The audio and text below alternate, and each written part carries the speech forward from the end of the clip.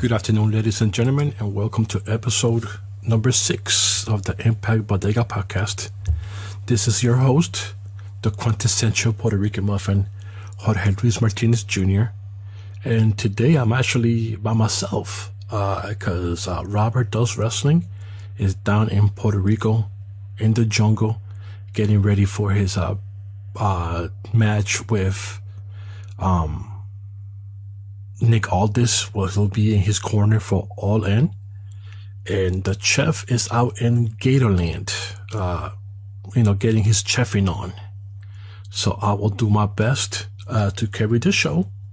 I'm by myself, so please, don't dislike me too much. I will do my best. So with that being said, let's get it in. We started with Impact Wrestling on Thursday. And we had the LAX segment with the OGs driving down the block, doing 5 miles an hour, waving at the crowd so everybody could see me at nighttime.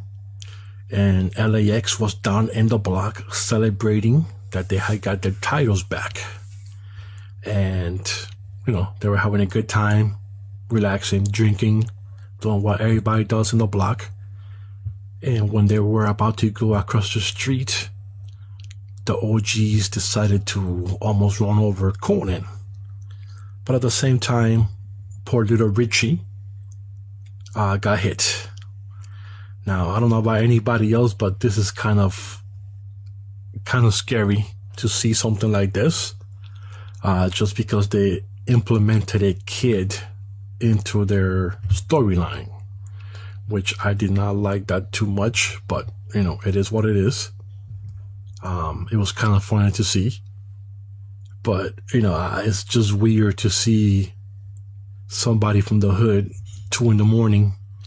wearing a pink shirt, unbuttoned, out on the street. It was just as much as they try to do something, it just comes out the wrong way. I mean, somebody's doing some type of story, but that one there was a little too much for my taste. Just real bad acting all over the place. And like I said, implementing the kid, 2 a.m. I don't know. Where's the kid? Where's the parents at? Why is this kid out in the street this late? Stuff like that comes to mind. But yeah, I mean, I thought the storyline was over last week after the LAX had beat OGs in the street fight, but I guess it's still going to keep going, but we'll see what happens. But like I said, I wasn't too much of a fan of this storyline here, especially with the kid, stuff like that. But, hopefully, we'll know next week that Richie is just kind of fainted and he kind of got scared and just fell on the ground, so stuff like that. So, but I digress, and we'll move on to the next segment that we had Pentagon Jr. going up against Callihan. Now, this was an amazing match. The problem that I had with this match was that I seen this match already. It was the same match they put on Slammiversary. So if you saw Slammiversary, you saw the same exact match already happen. If you didn't watch Slammiversary, then this was the first time that you got to see the match. And like I said, it was exactly the same thing. There wasn't anything different. Only different thing that happened was that Callihan actually won the match. But the spots, the stapler on Callihan's head, that was all same things that happened at Slammiversary. And then my question is, what's the difference between a hair and mask match against a Mexican death match where everything is the same? So once again, the writing, storyline, telling, there's so much you could do with these guys, and now you're getting repetitive. So, they have to be careful what they're going to do with them going forward, because, there's so much you could do with Callihan, OVE, Sami, and Pentagon Jr. and Phoenix before people start getting bored of the same thing. So we'll see what happens next week.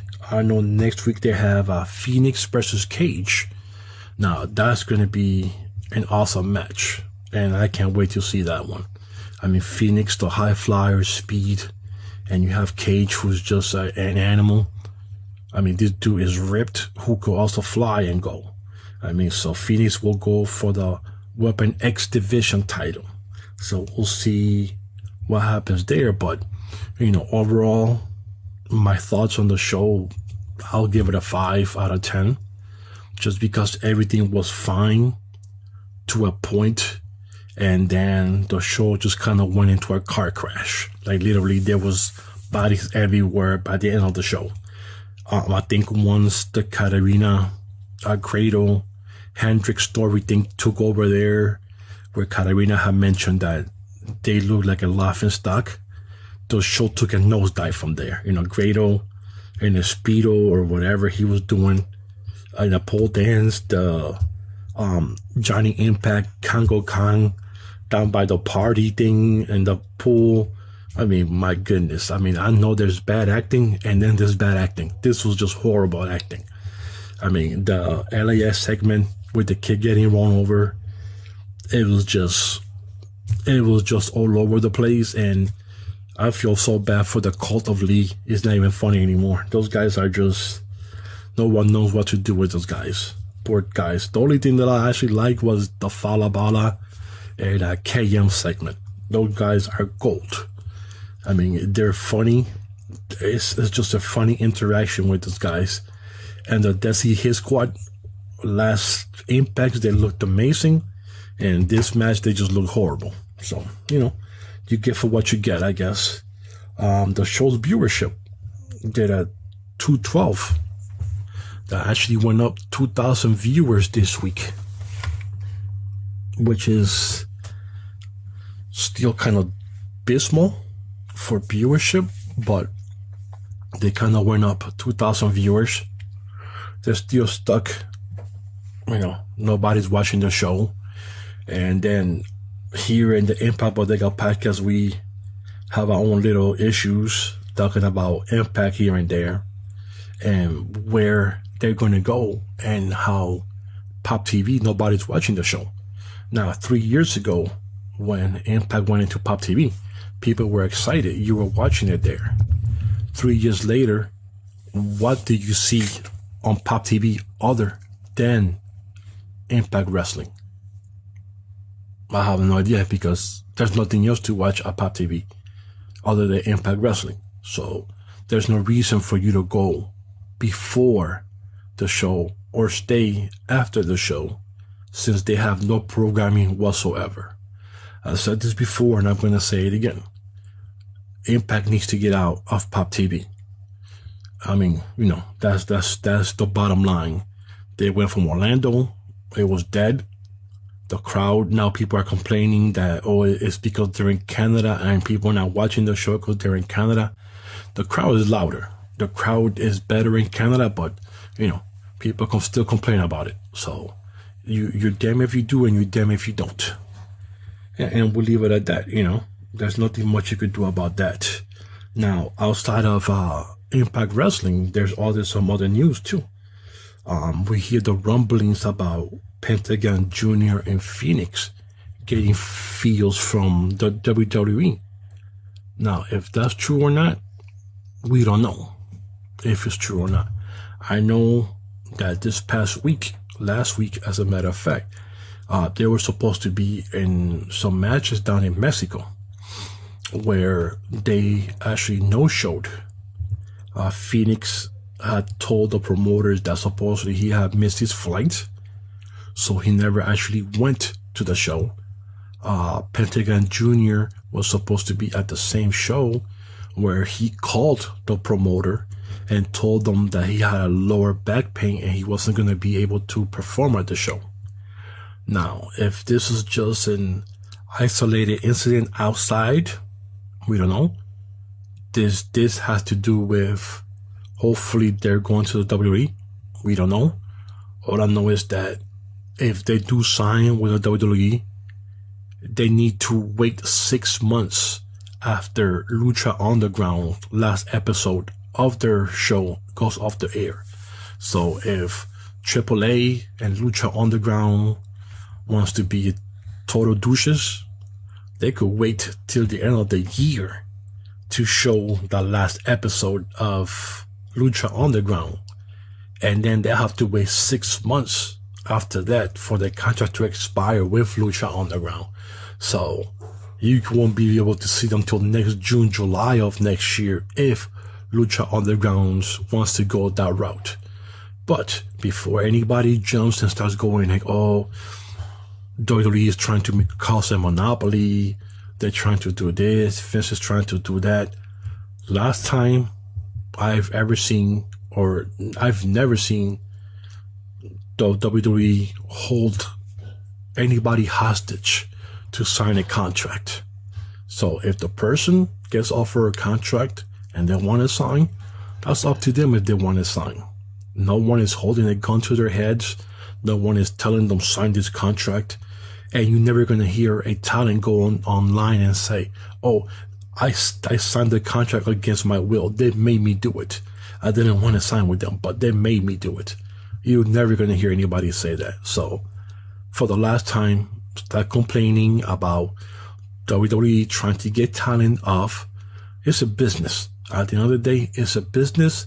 They're making more money. If that's what they want to do, then go ahead, knock yourself out. Get the WWE contract, get that WrestleMania moment out of your blood, and then 6 months to a year, your contract is up 2 years, and you'll go back on the road to the indie, and you fulfill your dreams of performing for Vince McMahon up east. But please, people gotta stop with this nonsense that they're getting forced to do it. They don't want to do it. They're signing the contract because they want to do it. It's the bottom line. No one else is forcing them. But I digress. Now, outside of wrestling and outside of Impact, the NWA is holding their 70th anniversary of the 10 pounds of gold up in October 21st down in Tennessee. And if it's Tennessee, you know who is going to be involved. And you guessed it, the man himself, Jeff Jarrett. And we already know Jeff Jarrett suing Impact Wrestling, Anthem, for the breach of contract for the GFW and all that kind of stuff. But, at the end of the day, this is America, folks. This is the land where you can sue anybody nowadays. When I came into the States 30 years ago, the first thing we learned in school was the Statue of Liberty meant give us your poor and give us your sick. In 2018, we're suing people because we're tired of taking care of the poor and the sick. So that's the new line that they have here in the States now. If Jeff Jarrett wants to stay relevant by suing Impact, that's his God-given right to do. He might get some money out of it. Most likely they're going to settle out of court. And in the meantime, his name stays relevant. Now, with joining with Billy Corgan with the NWA, his name stays relevant. His company, GFW, stays relevant. And you have two guys who at one time were working with Impact Wrestling, with Dixie Carter. And both of them are hurt with what Dixie Carter did to them at the end of the day. And I'm pretty sure they have that vendetta that in a couple of years, they want to see Impact buried. And, that's we don't know what happened behind closed doors. People go on Twitter, they start going crazy. Jeff Jarrett this, Jeff Jarrett F this, F that. Jarrett didn't do anything. They did it to him first. Dixie Carter did it to him first. Dixie Carter did it to Billy Corgan. And now they're going back and doing what they have to do. This is just called a competition. This is called business. At the end of the day, you want to have your name relevant. No bad news is still good news in today's society. So as long as you talk about them and as long as you keep talking about it, they're happy because you're still talking about them. And they're not going to go away as long as you keep talking about the same thing. Jeff Jarrett this, Jeff Jarrett that. Billy Corgan this, Billy Corgan that. Now, 70 years is a long time. And of course, we don't remember the NWA. A lot of people don't remember the NWA. But the NWA was top-notch wrestling with the WWE back in those days, back in the 80s, back in the 90s. And they had the 10 pounds of gold, Harley Race, Dusty Rhodes, Butch Reed, Ric Flair, the Four Horsemen, Ron Simmons, the Road Warriors, Powers of Pain, General Skandak Albar's Army, Jim Cornette and the Midnight Express. Those were the top of the cream. People emulate those guys now in the way they wrestle. So this company has had success before, and they kind of went under once WCW changed to the NWA, from the NWA to WCW, and then WWE bought them out. And then for the last 18 years, their title has been nowhere to be found. To use Tim Storm, which I've never heard of the guy before, came in and they started doing the YouTube videos after Billy Corgan bought NWA last year. Then you had Josephus, never heard of him either. And then you had Nick Aldis now being the champion. And now the belt is being defended at different companies, including Japan.